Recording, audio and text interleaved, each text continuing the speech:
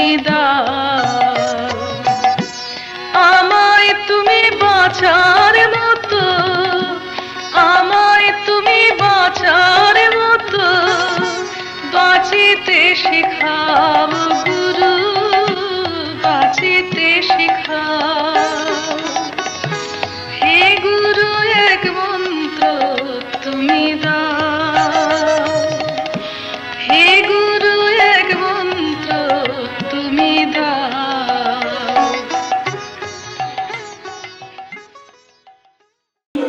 আমার গুরু ঠাকুর শ্রী শ্রী অভয়জি, উনি কিন্তু যখন নাকি উনি এলেন কলকাতায়, এই আলবিতা বললেন ওখান থেকে তারা চিঠি এলো ঠাকুরের, তার আগে আরাধনাটা হয়ে গেছে স্কুল, তখন ঠাকুর একটা চিঠি এলো এই খাঁচাটা আরাধনাতেই উঠবে।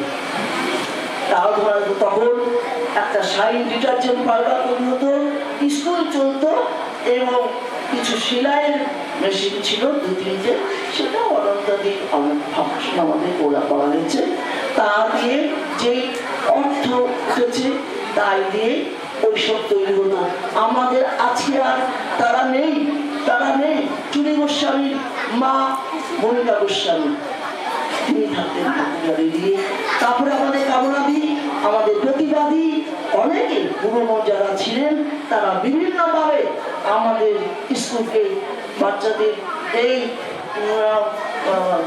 পুরনো জামা কাপড় দিয়ে এইসব দিয়ে তারা সহযোগিতা করেছে। আর আমাদের ওখানে যে আসন টাসন তৈরি হতো, সায়া তৈরি হতো, সেইগুলো আমাদের গুরুবন্ধুদেরই বাড়িতে যেত এবং শাইনের ডিটারজেন্ট পাউডার বুদ্ধ সেই ফর্মুলা শিখেছিল, তৈরি করতো। এবং আমরা মেয়েরা কীর্তন কুটিরে আজকে পরিপূর্ণা এখানে এসে আসতে পারিনি, খুব খারাপ লাগছে, ও একটু অসুস্থ হয়ে গেছে। আর পরিপূর্ণা, আলবিতা, লেখা আমরা 8-10 জন নিয়ে ওই প্যাকিং করতাম, ওই প্যাকিং তৈরি করতাম। ওই যে শাইন বলে এখন যে সার্ফের প্যাকেট গুলো দেখেন, ওরকম শাইন প্যাকেট তৈরি হতো এবং বাড়ি বাড়ি সেগুলো আমাদের গুরু গরিবদের বাড়িতে যেত। একটু বলছি এই কারণে, স্কুলের ইতিহাস তো কেউ জানেন না, পুরোনো ইতিহাস জানেন না, সেই জন্য অনেকে অনেক কথা মনে করেন, কিন্তু আমরা অনেক কষ্ট করেই চলছি, এখনো চলছি। যেই যদি কেউ কিছু দিদি আসে বলেন, আমরা কিন্তু বলি আগে আপনি স্কুলে আসুন, দেখুন আমরা কি কাজ করছি দেখুন, তারপরে আপনাদের যা দেওয়ার ইচ্ছা হয় আপনারা দেবেন। কালকেই এসে গেছে শিবদা পাল, তার বোন, ছোট বোন, আমাদের ঠাকুরের দীক্ষিত নয়, ও দু বস্তা চাল দিয়ে গেছে, বলছে ও টাকা দেবে না, চাল দেবে। ও 2 বস্তা গাড়ি করে নিয়ে এসে লেক টাউনে থাকে, দিয়ে গেছে। এইভাবেই আমাদের স্কুলের কিন্তু দুপুরের খাওয়া দাওয়া এবং পড়াশোনা, এই যে টিচারদের দেখছে তাদের কথা না বললেই নয়, তারা কিন্তু ভীষণ ডেডিকেটেড বলবো এইসব ব্যাপারে। তারা কিন্তু সন্তোষপুরের ওই দিক থেকে অনেক কনভেন্সে তারা আসে, বাসে করে আসে। হ্যাঁ, বাস পাওয়া যায় না, এস লাইন সবসময় পাওয়া যায় না, এসি লাইন 20 টাকা ভাড়া, জোড়াবিশ থেকে আসতে 20 টাকা ভাড়া। তারা কিন্তু কেন আসে? তারা কিন্তু বাচ্চাদের ভালোবেসে আসে, এরা কিন্তু বাচ্চাদের ভালোবেসে আসে। আমরা কিছু দিতে পারি না, তাদের আমরা জ্বর সামান্য দিই, খুব সামান্য তাদের জ্বর সামান্য আমরা দিই, কিন্তু তারা আসে কেন? আমাদের ঠাকুরেরও দীক্ষিত না, তারা স্কুলে ভালোবেসে আসে এবং তারা এখানে এইভাবে স্যাক্রিফাইস করে যাচ্ছে। তারা পড়াচ্ছে, তারা গান শেখাচ্ছে, তারা আবৃত্তি শেখাচ্ছে এবং তারা অন্যান্য যা দেখছে সব করছে। আজকে আমি কেন বলছি, আমারও জীবনের শেষ পথে আমি এসেছি, তাই জন্য আমার জীবনের কথা কিছু আমি বললেন না, আমার জীবনের কথা আমি কিছু বলে গেলাম। অরূপদাদি তখন আমাকে ধরে স্কুল শুরু করলেন, তোর তো খাওয়া পড়ার অভাব নাই, সুন্দরবন থেকে চাল আসে, বাবা চাল পাঠান, জমি জমা আছে, তোর তো খাওয়ার অভাব নাই। কোন যুগে বিয়ে করেছি আমি, যখন বিয়ে অফিসে দৌড়াদৌড়ি করেছি স্কুলের ব্যাপারে, আমাদের তৃপ্তি চ্যাটার্জি ছিল, ও বললো মানে একটা নর্মাল একটা স্কুলের জন্য 100 কোটি টাকা করে দেওয়া হবে। সেই জন্য গেলাম, আমাকে তখন বলছে আপনি অ্যাড দেখেননি, আপনি অ্যাড দেখেন। তখন ডেপুটেশন সব টিচার যাচ্ছে হাই স্কুলে, কিন্তু আমি যাইনি। কিন্তু আমার এখন মনে হয় আমি ঠাকুরের কাছে 8 বছর থেকেছি আলাদা হয়। বিভিন্ন দিকে বিভিন্ন প্রান্তে ঠাকুর যেখানে যেতেন সেখানে গেছি, এবং ঠাকুর বলতেন এই খাঁচাটা থেকে এই কথাগুলো বেরোয়, লিখে রাখার চেষ্টা করিস, সেইগুলো লিখে রাখার চেষ্টা করেছি। ছোট্ট ছোট্ট ছোট্ট ডায়েরিতে ছোট্ট ছোট্ট করে যত ছোট্ট লেখা যায়। ঠাকুর দিয়েছে এক বোতল সুলেখা কালি, 1 ডজন তখনকার দিনের পেন, কালি ভরা পেন, তাতেই লিখতাম। ঠাকুর বলেছিলেন মা তুই জানিস না কি আছে তোর কাছে, তোর কাছে সিংহ যেমন লিখেছে তোর কাছে সেরকম অভাবমৃত থাকলো, তুই এখন বুঝবি না। দাঁত থাকতে কেউ দাঁতের গর্ব বোঝে না, যখন দাঁত চলে যায় তখন বুঝতে পারি। আমি সামান্য কিছু কাজ করতাম, তার বিনিময়ে আমি যা পেয়েছি, আমি তারপর অবশ্য সংসার হলো বন্ধুদের সঙ্গে, কিন্তু আমি যা পেয়েছি সেই অর্থ দিয়ে আমি তোমার কাছ থেকে চাইনি। 5টা খণ্ড বেরিয়েছে সিঁড়ির মুখে, যেমন শুনেছি। আপনারা যদি যারা করছেন, যারা নেননি তারাও নেবেন। জীবনের অনেক কথা সেই বইতে আপনারা ঠাকুরের মুখনিসৃত কথা, যে কথা গুরুদেব আজকে দেহে নেই, শোনা যাবে না, কিন্তু সেই কথা বই পড়লে আপনারা সিঁড়ির মুখে যেমন শুনছি, বই পড়লে মনে হবে যেন ঠাকুরই বলছেন সেসব কথা, আমার গুরুই বলছেন সেসব কথা। সেই জন্য আপনারা যারা নিয়েছেন তাদেরও বলবো আপনারা পড়ুন, ভালোভাবে পড়ুন, বার পড়ুন। এই কথা বলেই আমার কিছু কথা আমি বলে দিলাম। আর একটু বলি, আমাদের এখানে এই যে ঝর্ণা ভট্টাচার্য, আগে অন্য টিচার ছিল, ঝর্ণা ভট্টাচার্য আজকে সে একেবারে বার্ধক্যে সে পৌঁছিয়েছে, বয়স তার বেশি নয়। তার কিন্তু সন্তোষপুরে বিশাল বাড়ির সে কিন্তু বিশাল বাড়ির মেয়ে, সে কিন্তু সেখানে জায়গা পায়নি। তার কিন্তু দিদিরা সেই বাড়ির মালিক ছিল, বর্দি টর্দি, তারা সংসার করেনি, অথচ তাকে সে বার করে দিয়েছে বাড়ির থেকে। তাকে বার করে দিয়ে মীরা আশ্রয় দিয়েছিল একটু, তারপরে বললো আমাকে যদি বন্ধুরা বললো, ভবনীরা বললো তুমি কি থাকবে এখানে? বললো হ্যাঁ আমি এখানে থাকবো। এই ঘর না বিল্ডিং না কিছু না, সেই ঝর্ণাদি আজও পর্যন্ত এখানে বয়স হয়ে গেছে, তার পায়ে অনেক কষ্ট। এখানে একটু না বললেই নয়, একটু ইন্দ্রাণী যদি দাঁড়ান, একটু দাঁড়ান খুব ভালো হয়। ইন্দ্রাণী আমাদের এখানকার লোকাল সঞ্জীব বোস এবং ইন্দ্রাণী বোস, উনি কিন্তু আমাদের এই ঝর্ণা, আমরা তো অনেক দূরে থাকি, অনেকে মনে করে আমরা বোধহয় স্কুলে প্রতিদিন আসি, আমি কিন্তু আসতে পারি না, আমিও পারি না, আমার সুগার প্রেশারে আমার খুবই খারাপ অবস্থা, আমি এখন আর আসতে পারি না। এই টিচারাই কিন্তু স্কুলকে দেখভাল করে যাচ্ছে, এই টিচারাই স্কুলকে দেখভাল করে যাচ্ছে, এই টিচাররা, ওদের কাছে আমি ঋণী। একটি নাটক মঞ্চস্থ করব। নাটকের নাম দুই ধরিবাজ। আমার নাম ধরিবাজ, আমার নাম প্রতিবাজ।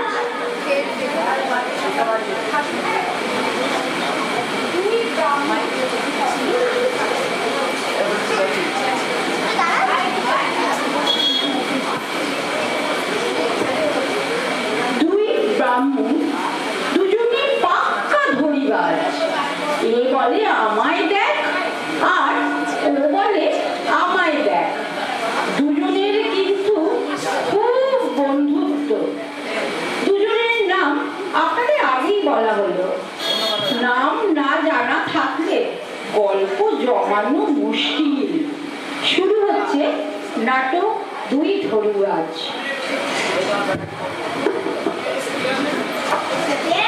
ভাই বৌদি, শোনা যাচ্ছে আজ নাকি খুব শুভ দিন। যত কটা হিরণ্যকশিপু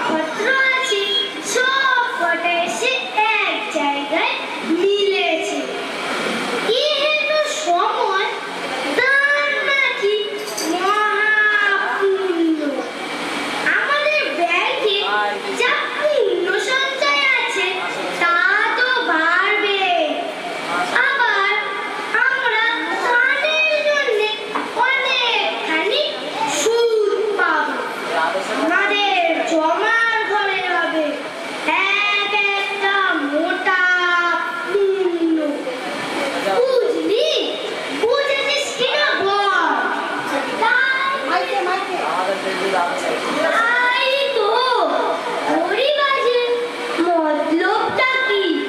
ও কি বলতে চাইছে? ও আবার আমার মাথায় হাত বোলাবে না তো? ভাই ধরি, তুই একটা মতলব বল আমাকে। কি করা যায়? তোর উপর আমার গভীর আস্থা আছে। দেখিস আমাকে ডোবাস না কিন্তু। চল ভাই, আমরা দুজনে কিছু কিছু দান করি। গঙ্গার তীরেই দান করা যায় একটা ভালো পুরুষ দরকার। সে মন্ত্র করবে আর আমরা দান করবো। দান তো করবো, এখন কি দান করবো? মাটি, বালি, গোবর এসব তো দান করা চলে না। বলতো কি দান করা যায়? আমার তো ভাই বাজে জিনিস দান করার ইচ্ছেই করে না। দান করি তো ভালো জিনিসই দান করি। তুই কি বলিস? দানের সেরা সোনার। আমার মাথায় একটা বুদ্ধি এসেছে। তোর হাতে একটা আংটি আছে, তা ঘড়িটা সোনা হবে। দেখ, পুরু পুরু তারপর দরকার নেই।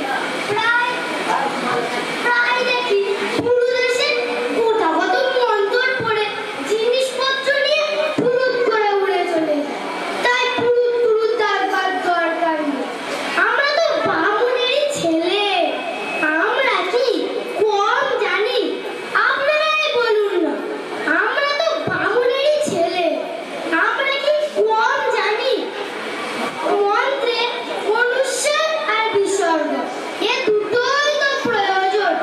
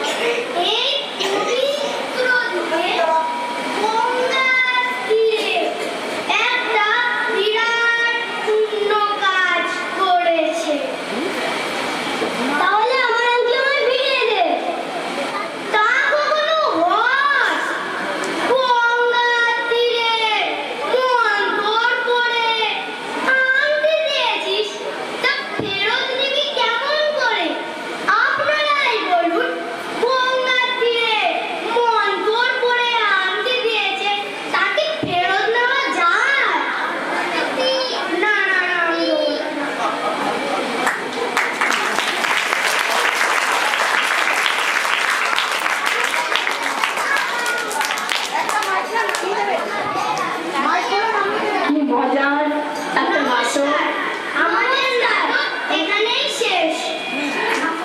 খুব মজা নাটক, তাতে সবাই শিখেছেন। তিনি যেমন ঈশ্বরের প্রসঙ্গে রেখেন, আবার এরকম বাচ্চাদের উপযোগী অথচ জীবনের সার কথা। আমাদের মধ্যে অনেকেই আছে আমরা এইভাবে দান করি। দানের পেছনে একটা উদ্দেশ্য থাকে, নিজের স্বার্থ সিদ্ধি থাকে, এটাই আমাদের চরিত্রের বৈশিষ্ট্য। কিন্তু মহব্বত থেকে আমাদের যে উপদেশ দেয় যে যখনই যা দান করবে নিঃস্বার্থভাবে দান করবে, তার প্রতিদানে কিছু যেন আমাদের চাওয়া না থাকে, তবেই সেটা সার্থক দান। এখন একটা নৃত্য পরিবেশন মানে গদ্য উপরে নৃত্য হবে, দেখে তার আজব কারখানা।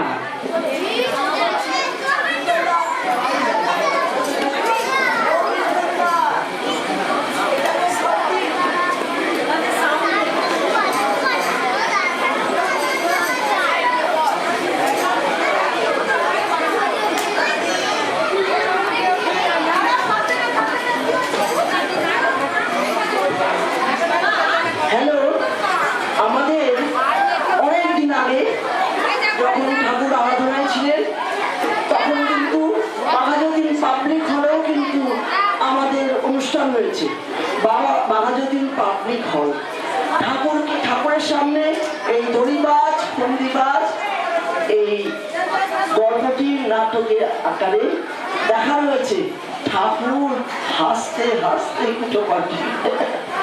ঠাকুর নিজেই নিজের নাটক গল্প, এগুলো কিন্তু সব গল্প বলছেন অভয়জি, সেখান থেকেই আমরা নিয়ে কিন্তু নাটকের রূপ দিয়েছি।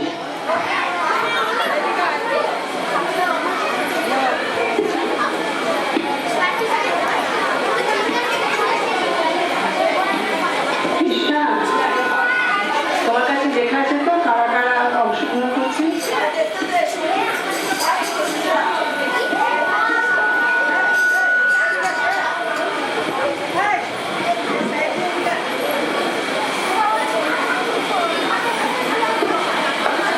দেখে তার আজব কারখানা। চৈতন্য কেওড়া, সম্রাট দাস মহাপাত্র, সুজন গায়েন, রূপম ভট্ট, প্রীতি সরকার।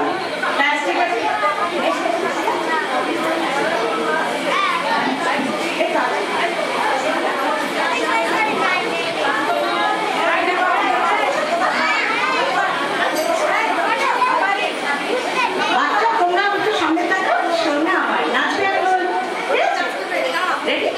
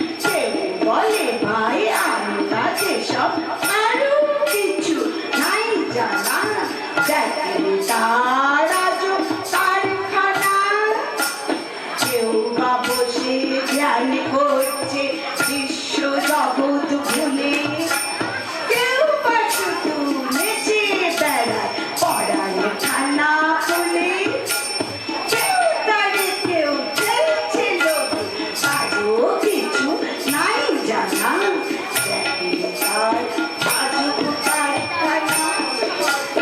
পাখির সাঁতার আকাশ তল মাছের সাঁতার জলে সংসারে কেউ তুলছে মাথা কেউ বা তাকে তলে অভয় বলে সকল খেলায় খেলছে শুধু একজনা অভয় বলে সকল খেলায় খেলছে শুধু একজনা দেখে তার আজব কারখানা। নমস্কার।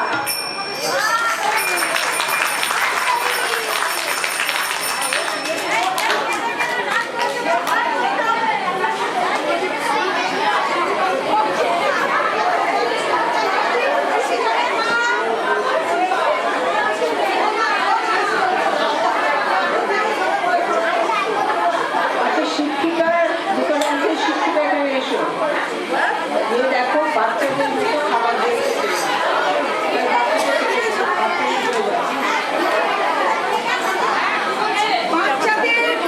বাচ্চারা সব স্কুলের বাচ্চারা এসো।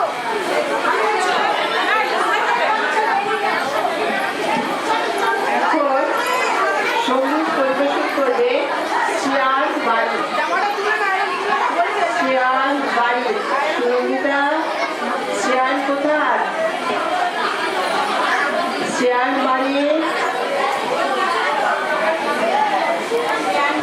শ্রেয়াস বাড়ি আছে?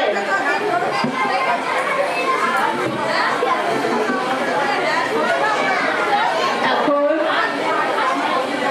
অনন্ত, তুমি একটু কিছু বলো আজকে দিনের জন্য। এখন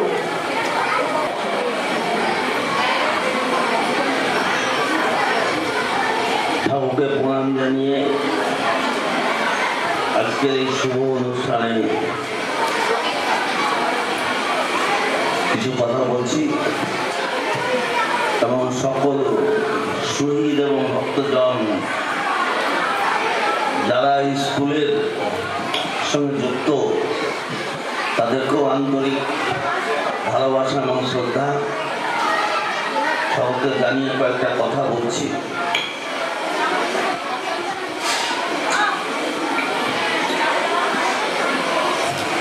আমি কয়েকটা কথা এখানে বলতে চাইছি।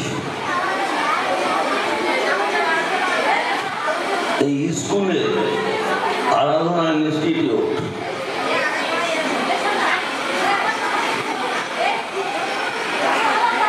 বৌদ্ধদা এবং আলোকিতাদি ভবানীদি এরা সবাই ছিলেন,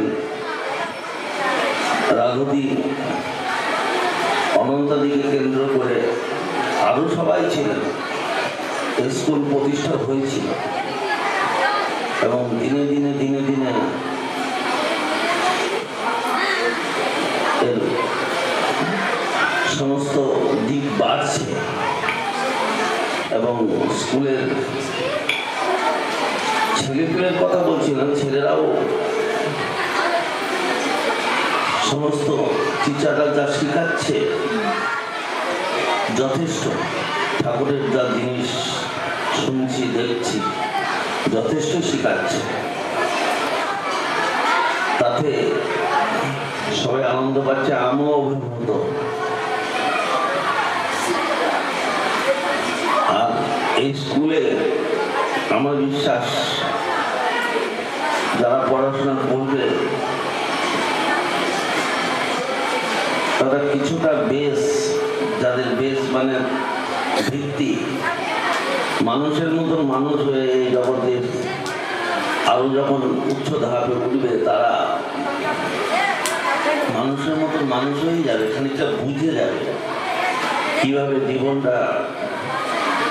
জীবনের সঙ্গে আমরা মানিয়ে চলতে পারবো, কিভাবে সামঞ্জস্যময় ভাবে জীবনটাকে আমরা মেলে ধরতে পারবো এবং কিভাবে মানুষের মতন মানুষ হয়ে উঠতে পারবো, এই চিন্তা তাদের মধ্যে একটু গ্রো করবেই। কারণ ভিত্তি থেকে এইসব জিনিসগুলো কিছুটা কাজ করবেই। আমি এখানে অন্য একটা কথা বলতে চাইছি। কথাটা হচ্ছে এই,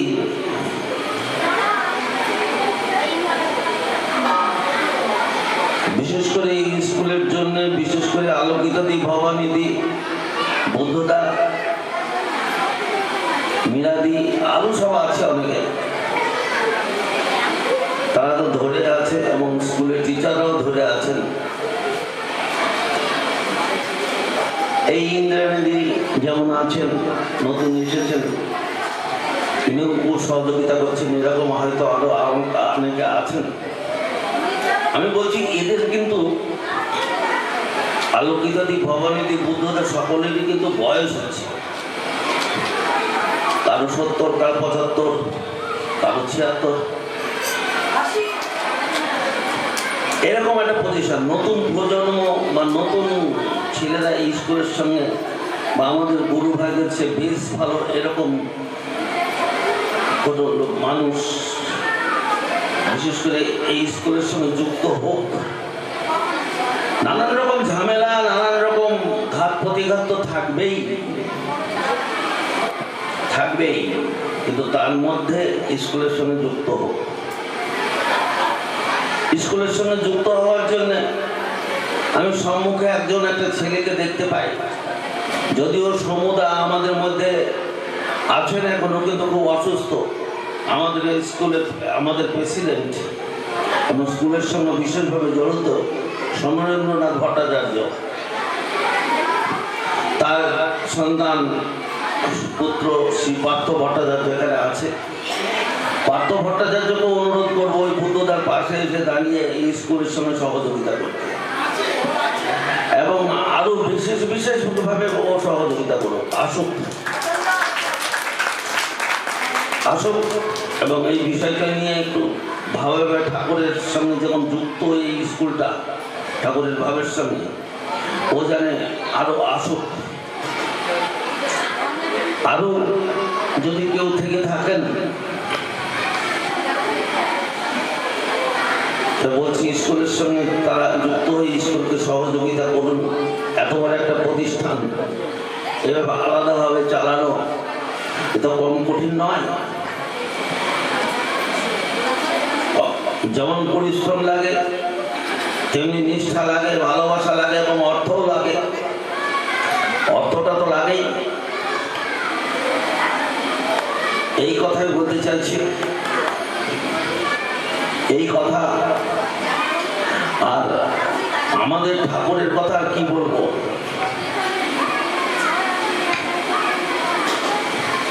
যারা নিজেরা থেকে এই স্কুলের সঙ্গে যুক্ত হতে চান বা যুক্ত হয়ে থাকবেন, বিশেষ করে সুনন্দিতা দেখতে পাচ্ছি, সুনন্দিতা বারিক আর সুনন্দিতার স্বামী এরাও যুক্ত, ওরাও আরো ভাবে এগিয়ে আসুক। আর এখানকার স্থানীয় মানুষজন তো আছেনই। ঠাকুর চাইতেন সকলে আমরা যেন সুন্দরভাবে মানুষ হয়ে উঠতে পারি। আমি মানুষ হতে পারলে বাঁচি। ঠাকুরের একটা গান আছে, জগৎ ঘুরে দেখে এলাম অনেক মানুষ ভাই, বাজার ঘুরে দেখে এলাম অনেক মানুষ ভাই। দেখতে সবাই মানুষ বটে, কিন্তু মানুষ না। মানুষ খুঁজে বেড়াই আমি, মানুষ কোথায় পায়? যে মানুষ সত্যিকারের সত্যের সঙ্গে সম্পর্কিত এবং এই জগতে এসেছে এবং কিছু করে যেতে চায় এবং কিছু জানতে চায়, জীবনকে সুন্দরভাবে ধন্য করতে চায়, সকলের মঙ্গলার্থে সে কিছু কাজ করতে চায়, তারা এখানে এগিয়ে আসুক। এই প্রতিষ্ঠানে তারা এগিয়ে আসুক। এই প্রতিষ্ঠান ছোট ছোট ছেলেদের, ছোট ছোট ছেলে এবং মেয়েদের জীবন যাতে সুন্দরভাবে গড়ে ওঠে তার জন্য প্রচেষ্টা চলছে, প্রথম থেকেই প্রচেষ্টা চলছে একটু একটু করে, এবং এখনো প্রচেষ্টা চলছে।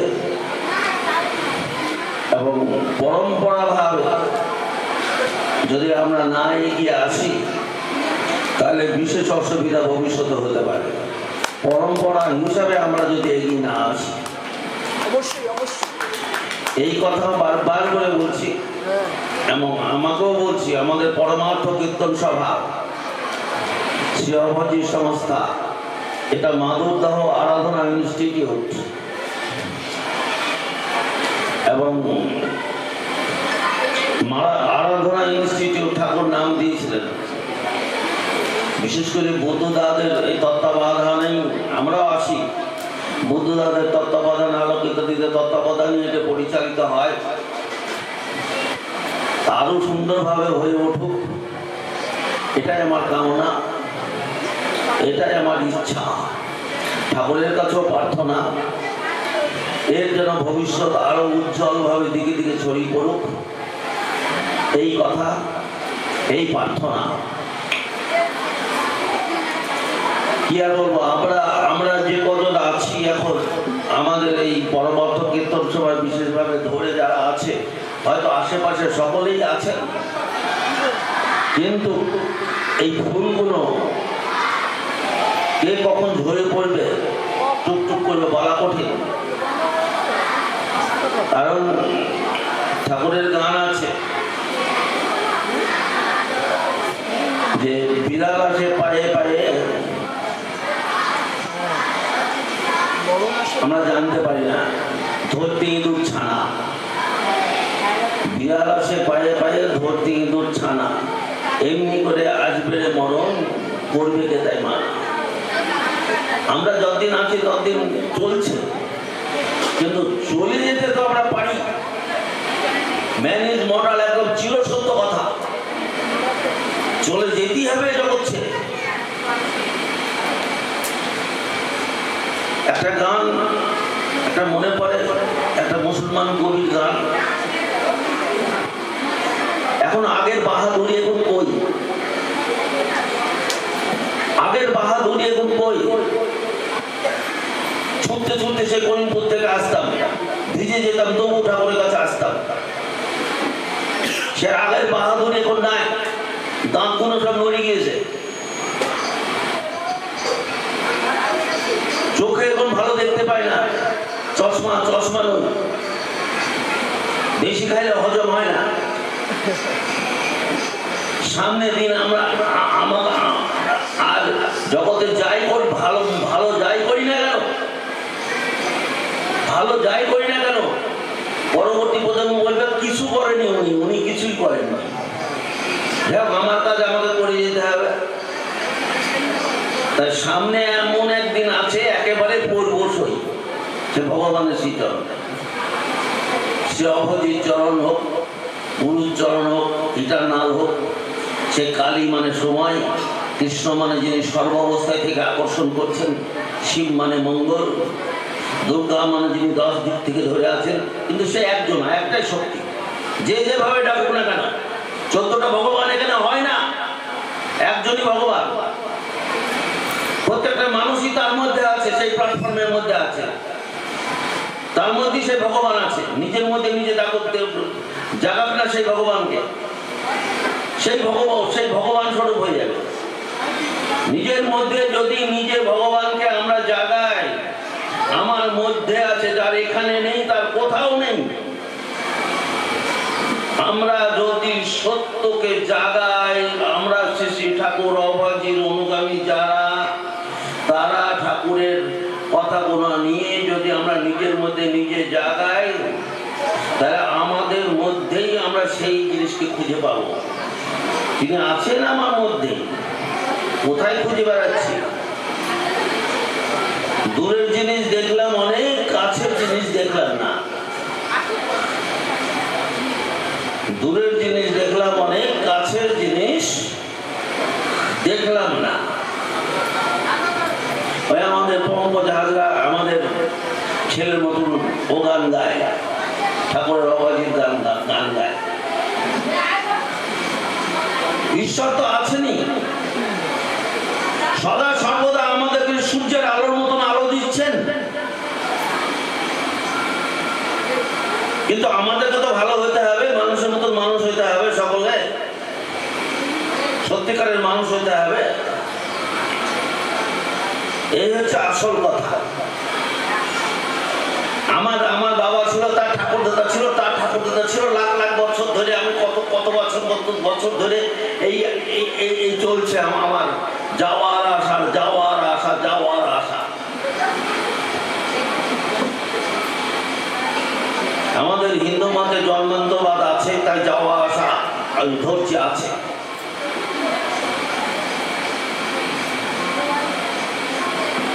এই যাওয়ার আশা, যাওয়ার আশা, তবু মানুষের মতো মানুষ হতে পারলাম না। অভাজু এসছেন চাই আমাদের জন্য বা জগতের জন্য। অনেক মানুষের সঙ্গে মানুষ আমি দেখেছি চিঠিতে, অনেক কত সুন্দর, কত বারে বারে চিঠি, কত বারে বারে চিঠি। কিছু যে হয়নি তা তো না, হয়েছে বটেই,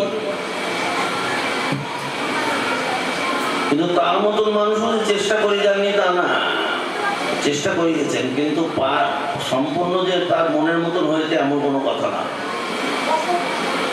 এমন কোনো কথা নয়। যত মহাপুরুষের জীবনী পড়ছি, বিশেষ করে বামা কাপা বলুন, রামকৃষ্ণদেব বলুন, অভয়জি বলুন, বুদ্ধদেব বলুন, আর যাই বলুন, যত মহাপুরুষ বলুন, তাদের জীবনে কষ্টের পর কষ্ট দিয়েছে, তাদেরকেও মার খেতে হয়েছে, তাদেরকেও মার খেতে হয়েছে, কত জায়গায় অপমান খেতে হয়েছে, কত জায়গায় ফুলের মালাও পেয়েছে, কত জায়গায় ফুটের মালাও পেয়েছে। তারা জ্বলতে জ্বলতে জ্বলতে সেই মানুষের মতন মানুষ হয়েছেন, তবু তাদের বুড়ি তারা ছাড়েননি। সেই একজন আছেন, সেই ভগবান আছেন, তাকে তোমরা ডাকো আর সেই কথা ওগুলো সরাও, কোনো ভয় নেই, কোনো ভয় নেই, এই কথাই তারা বলে গেছেন। ভয় নাই, ভয় নাই, ভয় কিছু নাই, গুরু রয়েছেন তবু পিছনে সদায়। গুরু মানে কি? গু শব্দের অর্থ হচ্ছে অন্ধকার, আর রু শব্দের অর্থ হচ্ছে যে অন্ধকার যিনি দূর করেন। ইটার্নাল শব্দ, অখণ্ড মণ্ডলাকারং ব্যক্তং যেন চলাচলং তৎপদং দর্শিতং যেন তস্मै শ্রী গুরবে নমঃ। মন্নাথ শ্রী জগন্নাথ মদ্গুরু শ্রী জগদ্গুরু মহাত্মা সর্বভূতাত্মা তস্मै শ্রী গুরবে নমঃ।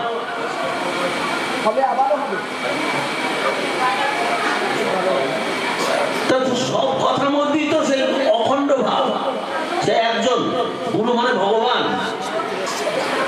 একটা মানুষের নাম না, ভগবানের নামই গুরু।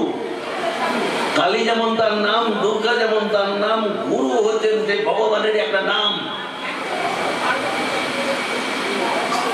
ভগবান অন্য কিছু নয়, ভগবান মানুষের মধ্যে দিয়েই কাজ করেন। যেমন তারামা, তারামা একটা শক্তি, তারামা ধরলাম একটা সেই শক্তি, ব্রহ্ম শক্তি, তিনি বামদেবের মধ্যে দিয়ে কাজ করে গেছেন।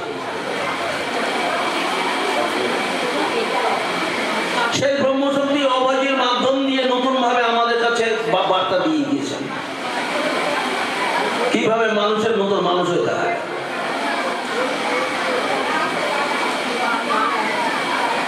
তাই বলছি সেই ভগবানের নামই গুরু, তিনি সূর্যের মতন জ্বলছেন, তিনি দেখিয়ে দিতে, বুঝিয়ে দিতে, জানিয়ে দিতে, জাগিয়ে দিতে আমাদেরকে অত্যন্ত ভালোবাসেন।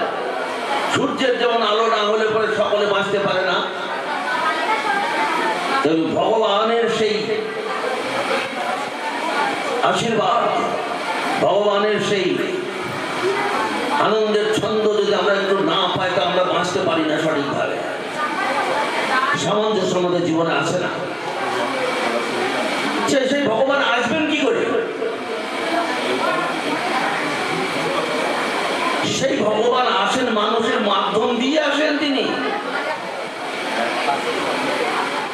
সেই গুরু ভাব, সেই গুরু শক্তি বুঝিয়ে দিতে, জানিয়ে দিতে, জানিয়ে দিতে, বন্ধুর মতন হাত ধরতে তিনি কোনো কোনো মানুষের মধ্যে দিয়ে বিশেষভাবে আবির্ভূত হন।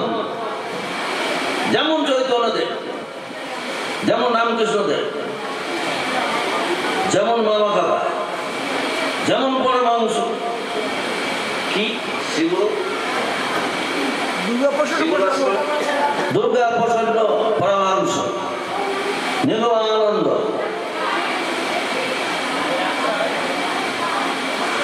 আমাদের ঠাকুর শ্রী অভয় নতুন ধারা তিনি দিয়ে গেছে। আমাদের ধারা সত্যি কথা বলতে গেলে বলতে চাইছি গীতা উপনিষদের ধারা, আর সারা জীবন ঠাকুর অজস্র কথা বই লিখে গিয়েছেন। তার মাধ্যম দিয়ে আমরা তার থেকে যদি কিছু কিছু নিতে পারি তা আমাদের জীবনকে ধন্য বলে মনে করব। কিছু কিছু শিক্ষা নিতে পারি মানুষ হওয়ার জন্য। গীতা সকল মানুষের ধর্মগ্রন্থ, স্ত্রী পুরুষ জাতি ধর্ম নির্বিশেষে সকলেই পড়তে পারে।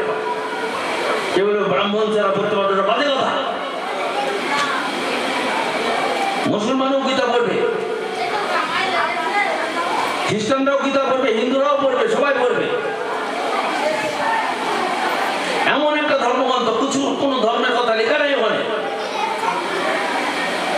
মানুষের ধর্মটা, গুরু শিষ্য সংবাদ, ওখানে অর্জুন হচ্ছে শিষ্য, ভগবান হচ্ছেন ওখানে গুরু। আর ঠাকুর সারা জীবন যেসব কথা লিখে গিয়েছেন সেগুলাও যদি আমরা পাঠ করি আমাদের জীবন ধন্য হয়। তিনি সুন্দর সহজ ভাষায়, সহজ বাংলা ভাষায় আমাদের কাছে এসে সেই উপনিষদ, সেই গীতার কথাই লিখে গিয়েছেন। সেগুলোও যদি আমরা একটু একটু একটু একটু করে রোজ পাঠ করি তাহলেও আমাদের জীবন ধন্য হয়। তাই ইনারাই ঈশ্বর কোথায় খুঁজতে যাব? আমার বোনের মতন একটা ঈশ্বর করে রেখেছি বোনের রাজ্যে। হয়তো আমার মানে মানে কি বলবো, 4 হাত নাচতে নাচতে আমাকে দেখা দিয়ে দিবে, এরকম একটা ভাব, বা ওই দূরে কোথায় আছে ভগবান সেখানে যেতে হবে, এরকম একটা ভাব।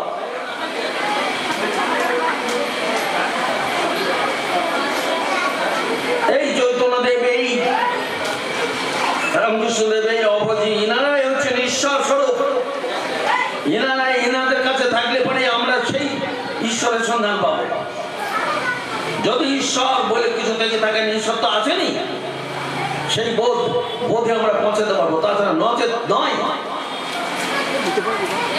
সেই জন্যই গুরু দরকার, মানব দেহধারী গুরু দরকার। সচল ব্রহ্ম, সচল ব্রহ্ম, সচল ব্রহ্ম মানে যিনি জীব হয়েও শিব। তার শিব মানে কি? মঙ্গল। শিব মানে মঙ্গল, শিব মানে কল্যাণ। তাই গুরুর কাছে বসে থাকলে আমার মঙ্গল হবে, আমার কল্যাণ হবে, আমার গাঁটের পর গাঁটের বন্ধন, জীবন থেকে জীবনান্তরের সমস্ত বন্ধন বা আমার গলার বক্র খুলে যাবে। সেখানেই নতজানু হতে হবে। অর্জুনের মতন বলতে হবে, যৎশ্রেয় সন্নিশ্চিতং ব্রহীতং মে শিষ্যস্তে অহং সাধি মং তং প্রপন্নাম। কার্পণ্য দোষ অপহত স্বভাব ত্বং রামসং মুরচ্ছেতা। যৎশ্রেয় সন্নিশ্চিতং ব্রহীতং মে শিষ্যস্তে অহং সাধি মং তং প্রপন্নাম। আমি ধর্ম অধর্ম আমার কাছে বিভ্রান্ত, আমি এখন তুমি আমাকে সখা বলে মনে করো না। শিষ্যস্তে অহং, শিষ্যকে যে শরণাগত, আমাকে আমি তোমার শরণাগত। যেটা আমার পক্ষে মঙ্গলজনক, যৎশ্রেয়, সেটা তুমি আমাকে বলো, সেটাই তুমি আমাকে বলো, তোমার শরণাগত। তারপর তিনি বলতে লাগলেন আত্মকথা, কে কাকে মারে।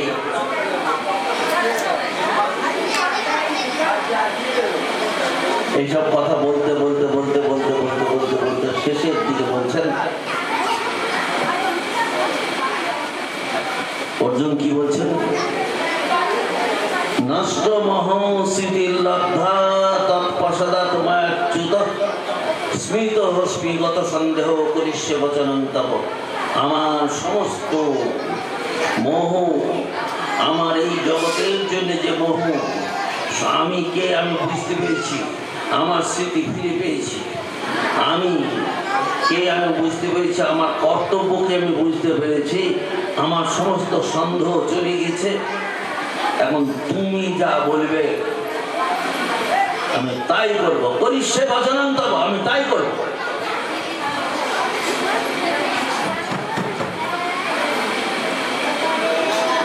তাই বলছি। আরো একটা শ্লোক, সুন্দর শ্লোক আছে গীতাতে, সর্বধর্মান পরিত্যাজ্য মামেকং শরণং ব্রজ অহং ত্বাম সর্বপাপেভ্যো মোক্ষয়িষ্যামি মা শুচা। তোমার যেসব ধর্ম ছোটখাটো নানান রকম নিয়ে আমরা জীবন যাপন করি, ওতে আমাদের কিছু জীবনের জাগরণ হয় কি? কবে পরম্পরায় কোন কালে হয়তো খামানো সত্য ছিল, এখন সেটা কোনো সত্যও নেই, আমাদের জীবনে জাগরণই ঘটে না। সেই সব নানান রকম আচার অনুষ্ঠান, সকল রিচুয়ালস, সাধারণ জিনিস নিয়ে আমরা জীবন কাটাচ্ছি, যার কোনো মানই হয় না। শনি মন্দিরে যাচ্ছি, মাথাটা উড়ে যাবে বলে, শনি মন্দিরে যাচ্ছি মাথাটা উড়ে যাবে, না গেলে পারে। ঠাকুর বলেছেন আমি মনসার পুজো করতে পারবো, বাবাকে ছাপে কামড়া।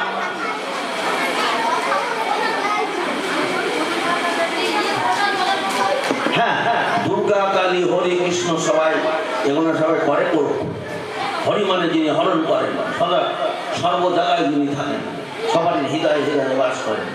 কালী মানে সময়, সময়কে ধরুন দেখনি কেউ, কত কাল ধরে সময় চলে আসছে। কাল এই দিন না হয়ে যায়গা, আমি ছোট ছিলাম, যৌবন প্রাপ্ত হয়েছে, আবার মরণের দিকে চলে যেতে হবে, সেই কাল আমাকে নিয়ে নেবে। সেই সময়কে ধরুন দেখি কেউ, বাড়ি দিতে পারো। ঘন্টাকে ঘন্টাকে ভাঙছে, মিনিটে মিনিটকে ভাঙছে, সেকেন্ডে সেকেন্ডকে আবার ভাঙা যায়, দ্রুত গতিতে আরো ভাঙা যায়। কত দ্রুত গতিতে দিন মানে নেচে চলেছেন। এই বলছে এই পাস্ট হচ্ছে, তাকে ধরি দেখি।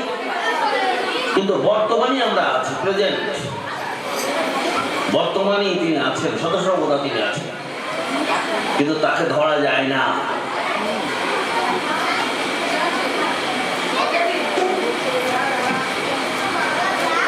আমি বলি শিবের কে ধরে আছে? সেই ভগবানই ধরেছে, মাথা পাশে শক্তি হোক আর যাই হোক,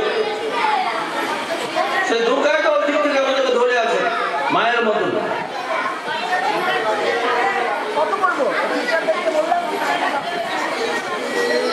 এইরকম ভাবে বুঝতে হবে, বুঝে বুঝে বুঝে বুঝে চলতে হবে। ভগবান কিন্তু আছেন, প্রতি বিন্দুতে বিন্দুতে তিনি আছেন, মাটির মধ্যে আছেন, জলের মধ্যে আছেন, আকাশে আছেন, অগ্নির মধ্যে আছেন, জলের মধ্যে আছেন, বাতাসের মধ্যে ক্ষিতি, ক্ষিতি মানে মাটি, অপ মানে জল, তেজ মানে অগ্নি, ক্ষিতি অপ তেজ, মরুত মানে হচ্ছে বায়ু, বম মানে হচ্ছে আকাশ, মহাশূন্য। সর্ব জায়গায় তিনি আছেন, আমাদের প্রতি বিন্দুতে বিন্দুতে তিনি আছেন।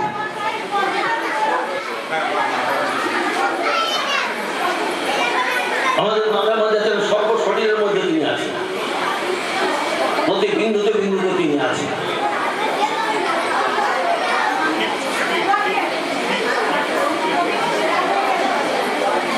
আমার চিন্তাধারাও মাতৃরূপে না সংস্থিতা, শান্তি রূপে সংস্থিতা, শক্তি রূপে সংস্থিতা, বুদ্ধি রূপে সংস্থিতা, সবকিছু তিনি। তিনি তো আছেন, আর কিছু নাই জগতে। আমরা রঙ্গমঞ্চে, তারই কোলে রঙ্গমঞ্চে আমরা খেলা করছি।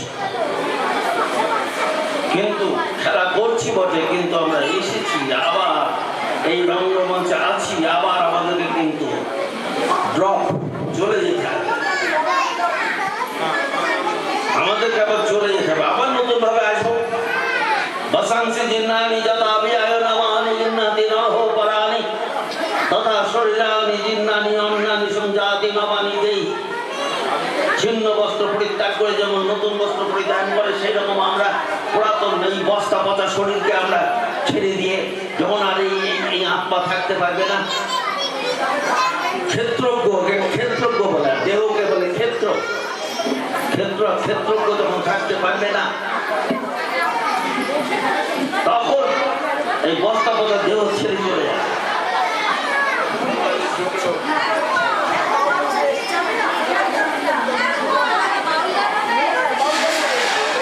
হ্যাঁ, ভগবানকে পাওয়া যায় না, আবার পাওয়া যায়। ভগবানকে পাওয়া যায় না কে বলেছে? পাওয়া যায়। তবে ঠাকুরের একটা কথা এখানে বলছি, go ahead with understanding, এগিয়ে যাও,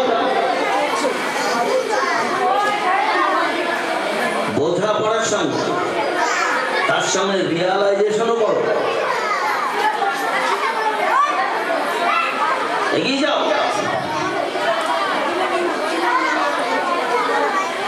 মানুষের মতন মানুষ হও। আমি তো মনে করি সামঞ্জস্যটাই হচ্ছে ধর্ম। সব জায়গায় সামঞ্জস্যতা চলছে জগতে, সেই সামঞ্জস্য ব্যালেন্স আছে জগতে, নাহলে জগৎ থাকতো না। জীবনের মধ্যে আমরা ব্যালেন্স আনি,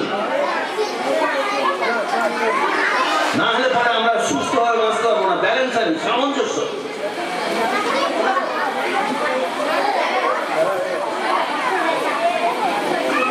যেদিকে যায় না কেন, সামঞ্জস্যের মধ্যে না থাকলে পরে ডিসব্যালেন্স, সামঞ্জস্যের মধ্যে থাকতেই হবে।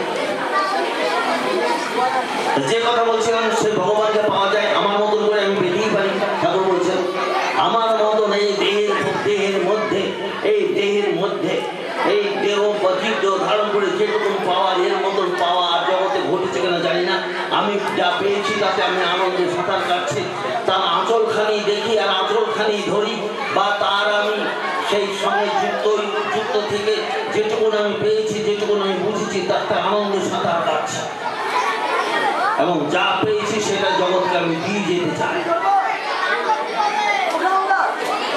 তবুও বলছি ঠাকুর বলছেন, তবুও বলছি আমার মতন আমি পেয়েছি, কিন্তু চরম পাওয়া, তাকে সম্পূর্ণ পাওয়া আমার ঘটেনি। সবাই নিজের মতন পেয়েছেন। রামকৃষ্ণদেবও নিজের মতন পেয়েছেন, বুদ্ধদেবও নিজের মতন পেয়েছেন, কিন্তু তারা কি জগতের অকল্যাণ করে গেছেন নাকি? নিজের মতন পেয়ে জগতের কল্যাণ করে গেছেন। তারা মানব কল্প মহাপুরুষ। আর সেই ঈশ্বরকে পাওয়া যায় না কেন?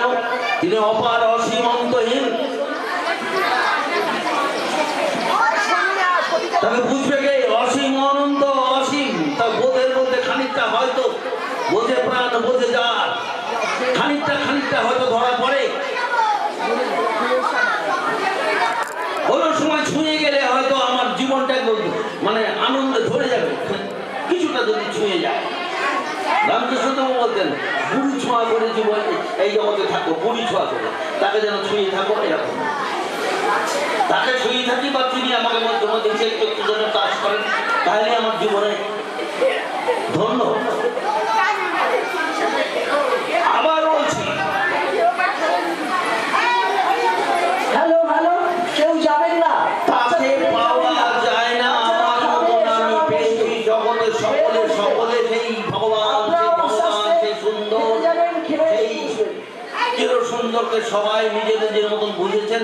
ঠাকুর বলছেন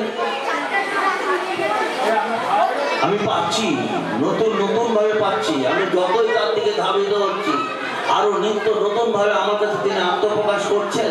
তবু তার মহিমা কোনদিনই আমার কাছে শেষ হয়ে যাচ্ছে না। যতই আমার কাছে আত্মপ্রকাশ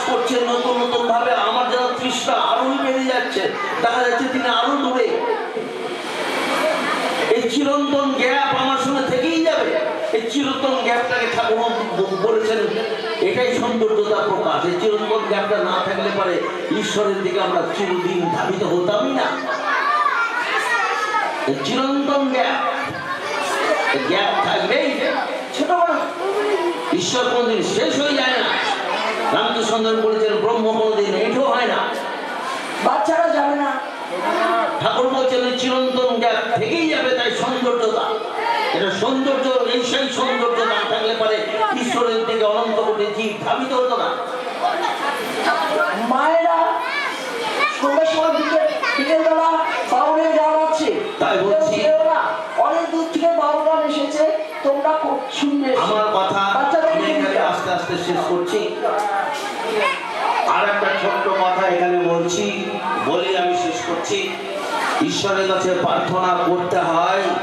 ঈশ্বরের কাছে প্রার্থনা তো আমরা সকলেই করি, প্রার্থনা সকলের একরকম হয় না।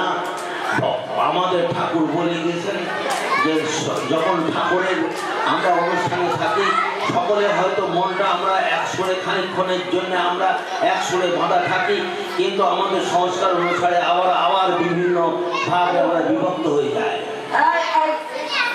কিন্তু যদি মনে করো তুমি চলে যাবে, চলে যাবে, প্রার্থনা এরকম প্রার্থনা তো অনেক রকম আছে। কামনা বাসনারও প্রার্থনা আছে। ঠাকুর আমাকে এটা করে দিও, ওটা করে দিও, ওটা করে দিও, ওটা করে দিও, এটাই বেশিরভাগ।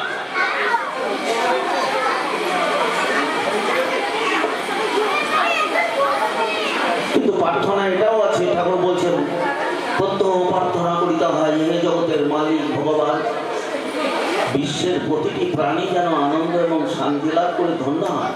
ভালো, সবচেয়ে ভালো আমিও যেন লাভ করি, সকলেই যেন লাভ করে।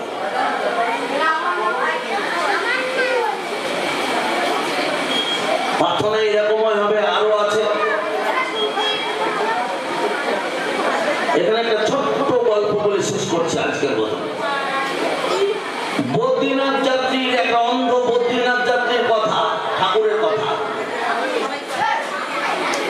অন্ধ বদ্রীনাথ সেই যাত্রা পুরাকালে সবাই মিলে দলে দলে তাকে দেখতে যেত, বদ্রীনাথের জয় দিতে দিতে সবাই দলে দলে যাচ্ছে। সেই পাহাড়ের উপর উঠছে, চড়াই উত্তরায় ভেঙে ভেঙে। তার মধ্যে একটা অন্ধ যাত্রীও আছে। সকলকে জিজ্ঞাসা করছে কোন দিকে যাবো বাবা, কোন দিকে যাবো বাবা, কোন দিকে যাবো বাবা, এই ডান দিকে যাবো না বাঁ দিকে যাবো, হাতে লাঠি আছে। সকলকে জিজ্ঞাসা করছে। তো দলে দলে সকলে যাচ্ছে, দলে দলে সকলে যাচ্ছে সে বদ্রীনাথের জীব জয় দিতে দিতে। তার মধ্যে কোন দলের একজন একটা কিউরিওসিটি, মানে একটা কৌতূহল দেখেছে, আমাদের তো চোখ আছে, আমরা তো বদ্রীনাথ দিকে দেখতে যাবো, এটার তো চোখ না, কেন যাচ্ছে, কেন যাচ্ছে এই বদ্রীনাথ ধামের কি দেখতে পারে নিয়ে? তাকে জিজ্ঞাসা করেছে, আচ্ছা আপনি এত কষ্ট করে যাচ্ছেন কেন বলুন তো? এত এত আপনি কষ্ট করে যাচ্ছেন, আমাদের না চোখ আছে, আমরা দেখবো, আপনি কেন যাচ্ছেন? তখন অঝরে কাঁদছে, আমার চোখ নেই আমি জানি, কিন্তু তার তো চোখ আছে, তিনি তো হাজার চোখ দিয়ে আমাকে দেখবেন, তাতে আমি ধন্য হবো, তাই যাচ্ছি সেখানে।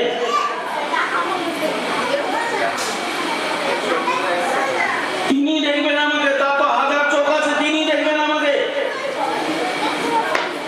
তাই এখানে লাস্ট কথা, তার এই প্রার্থনা করতে হয় সে ভগবানের চরণের কাছে, একলা গৃহে বসে, সেখানে কোনো মূর্তি না থাকলেই হলো, না থাকলেও কোনো কথা নেই। সেখানে যদি বলতে হবে এই যে তুমি, এই যে তুমি, সর্ব কাছে তুমি, আমার মধ্যে তিনি, সব জায়গায় তিনি, আমার ডান দিকে তুমি, আমার চোখের মধ্যে তিনি, সব জায়গায় তুমি, আমার বোধের মধ্যে তুমি, বোধের মধ্যে তুমি, তুমি আমাকে দেখো, আমার মনটাকে আমার থেকে তুমি ভালো জানো, আমি কতখানি, আমার কতখানি চালাকি, কতখানি আমার অভিসন্ধি, কিভাবে আমি চলছি, তুমি আরো ভালো জানো, দেখতে পাচ্ছ আমাকে তুমি। তোমার চরণের একটা জায়গায় এই বিশাল জগতের, বিশাল বিশ্ব ব্রহ্মাণ্ডের একটা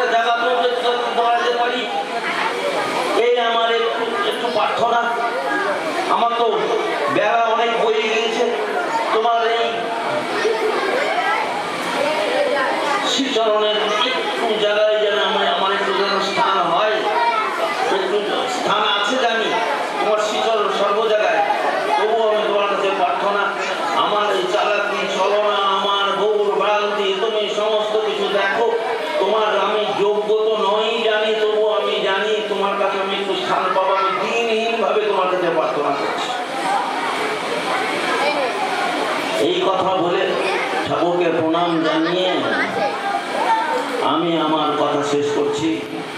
জয় গুরু, জয় ভগবান, জয় গুরু, জয় ভগবান।